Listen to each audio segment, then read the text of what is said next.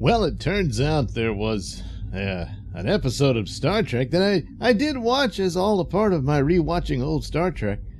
And I made the little folder on my computer with artwork and everything. And just never got around to taping the review. And did the next episode and thought I had done it. But then someone commented, Carol Roberts commented, and said, hey, you know, I've looked through your Star Trek videos and you didn't do this one and the animated series version. That one I had actually taped. Didn't put it together. So thanks to Carol, I so had to go back and get this one done. So, Who Mourns for Adonais is one of these that plays into an often used sci-fi theory, and it's a theory that people hold to as a possibility, as an explanation for myths and what have you of early man, and trying to understand the world and how it had led to the development of gods and all this sort of thing. The ancient astronaut theories and all that.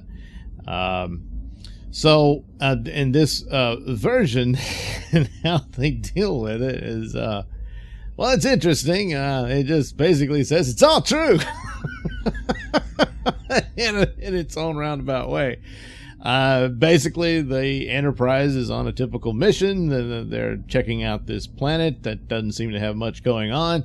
And they're like, all right, let's log that and move on. But then all of a sudden, giant green hand appears and grabs the ship. And they're like, hey, what the hell? And all of a sudden, this guy appears to them. And, I've been waiting for eons or whatever and all this sort of stuff.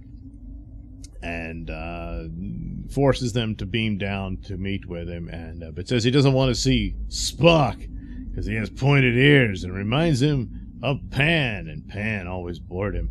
Well, that should be your first clue. Or actually, just the look of the guy. His head was floating in space, talking to them on the screen. And he had a recognizable little crown on his head. So it's Apollo. That's what it is. They beam down. There's all this, Greek architectural stuff and statues and whatnot. And Kirk is all pissed off because he's forced them to do this. He threatened to destroy the ship and all that. And he says, oh, what do you want? And Apollo says, I want you to worship me. So it's a pretty tall order, you know. Speaking of tall, in order to teach Kirk a lesson, Apollo turns into a giant so that this forces Kirk to look up under Apollo's toga skirt.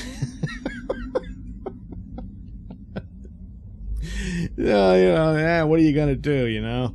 Damn it. Apollo is played by actor Michael Forrest, who actually stars in Beast from Haunted Cave, which is one of the movies I did my Poor Man Mystery Science Theater treatment to. And put it in episodic form on my locals page at nelsonratings.locals.com. So if you subscribe to that, you can check that out. But that's kind of a forgotten film, you know, and it's public domain and everything. But of course, Star Trek, he appears as Apollo. And apparently, I have not seen it, but I am aware that Star Trek Continues did a follow-up to that with Michael Forrest reprising the role. So there's that. But anyway, so they beam down, of course. It's Kurt, Bones, Scotty, and a new character, a pretty blonde, who's there because she's pretty and blonde. No, she specializes in Greek mythology and stuff, so they thought, hey, she might know a thing or two. But she's immediately all taken with Michael Forrest's nearly naked muscular form. And Scotty has a crush on her, but he's really no contest for Apollo. So, so a little romance kindles between Apollo and the lieutenant here. And then Kirk decides, hey, we can use that. So eventually she has to pretend not to be interested in him. And it breaks Apollo's heart.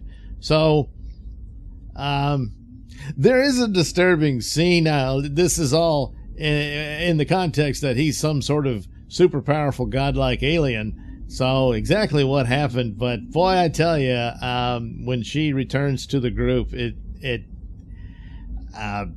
it looks like he forced himself on her. You know, I mean, what else are you gonna draw? You know, and Scotty's like, oh no, you know, all this stuff, and he's all mad at him, you know, because they just won't worship him, and but you know, that's what are you gonna do? You know, it's there.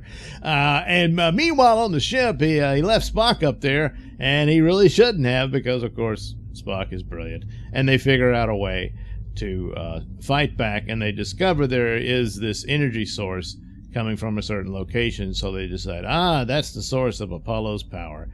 And they also noticed earlier when he was zapping people, namely Scotty, because Scotty's jealous, you know, and all that, but he doesn't have lightning bolts to shoot out of his fingers, and which actually was something Zeus would have done, I would have thought. But anyway, so Apollo zaps him a couple times, but after he does, they notice he gets a little weak, and he fades away, and they're like, yeah, so he can be defeated. So once Spock figures out that there's some sort of, I don't know, battery or whatever underneath his little setup there, there's a little dime store Acropolis or whatever. He managed. They train the phasers on it and fire on it. And Apollo tries to stop. He fights back, but he can't. The Enterprise is overpowering it, and his little energy source or whatever it was is destroyed. So then after that, he gives up. He turns into a giant again, though. So he did have some abilities and power, but probably what it was whatever this machinery was augmented what he already had the ability to do. But after all of that, whatever was keeping him going, he gave up, and he fades away and says this is what happened to the other Olympian gods. They all eventually, I don't know, got tired of immortality or whatever, and faded away. Apollo seems to insinuate that they were waiting for humanity to advance to be star travelers, and that's what. But he was the only one left. The rest of them got tired and moved on. So conceptually, it's not bad. It's an often tread idea of aliens being the inspiration for gods and stuff like that. But to have them be that literal. He's in the outfit and everything, and that's where they got all their ideas, and that the Greek culture and everything was rather significant in the development of humanity and everything. But and I mean, it's the props they had available and stuff. These days might have made something that was kind of similar to looking like typical Greek architecture and what have you. But that, would have some sci-fi alien technology to it or something like that. And some of the Apollo's outfit wouldn't exactly look like that, but he would have some humanoid features, but it would definitely be something alien.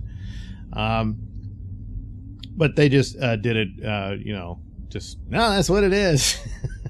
So the only thing different from the myths was that they were aliens traveling from some other planet. Maybe this one, they call it Pollux 4 or something like that. He says it's Olympus. So I guess it was planet Olympus. I don't know. And I guess they knocked up a bunch of Earth women because they were hot, which he said. That's why we wanted to go there, some of the hottest women in the universe are on Earth. Oh, man. Oh, that hasn't changed. Wow, check out your little lieutenant there. Yeah. So that was the whole point. So it's kind of cheap looking in that aspect, and the idea that it's just a direct copy of these aliens that developed the Greek society and all of that.